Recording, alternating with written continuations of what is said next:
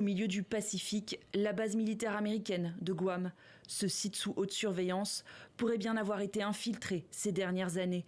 La taupe ne serait autre qu'un pirate informatique, un cyberacteur parrainé par la Chine, à l'origine d'une série d'attaques contre plusieurs infrastructures sensibles. C'est du moins ce qu'assurent les États-Unis dans ce rapport publié conjointement avec 4 autres alliés occidentaux. Washington met en garde. Cette activité affecte les réseaux des secteurs d'infrastructures essentiels des États-Unis et l'entité qui mène l'attaque pourrait appliquer les mêmes techniques dans le monde entier. Le nom de ce cyberacteur, Volt Typhoon. Son objectif, collecter des données sur la durée, partout où il s'infiltre. Son point fort, s'introduire sans laisser de traces. L'objectif, effectivement, c'est de rester en infiltration, donc en sous-marin, de façon à pouvoir récupérer de l'information, de la data, de pouvoir être dans une situation dite d'espionnage, et d'utiliser la technique qu'ils appellent living of the land, c'est-à-dire, grosso modo, vous vivez à l'intérieur du dispositif lui-même sans vous faire remarquer. Selon Microsoft, les hackers seraient actifs depuis 2021.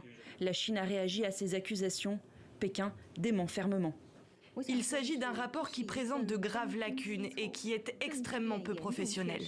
L'Agence nationale de sécurité des États-Unis est la plus grande organisation de piratage informatique au monde. Le fait qu'il se soit associé pour publier un rapport de désinformation est en soi ironique. L'Agence nationale de sécurité des États-Unis, une entité souvent dénoncée par Pékin, rendue célèbre par un de ses anciens informaticiens réfugiés en Russie, le lanceur d'alerte Edward Snowden.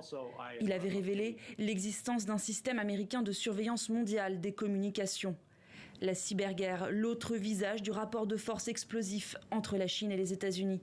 Avec ce compte-rendu, Washington espère marquer un point. Ce sont des rixes géopolitiques, diplomatiques, effectivement censés nommer et faire honte au pays qui a été pris le doigt dans le pot de confiture, si j'ose dire, en l'occurrence la Chine. En septembre, la Chine avait accusé les États-Unis d'avoir mené des dizaines de milliers de cyberattaques contre ses intérêts.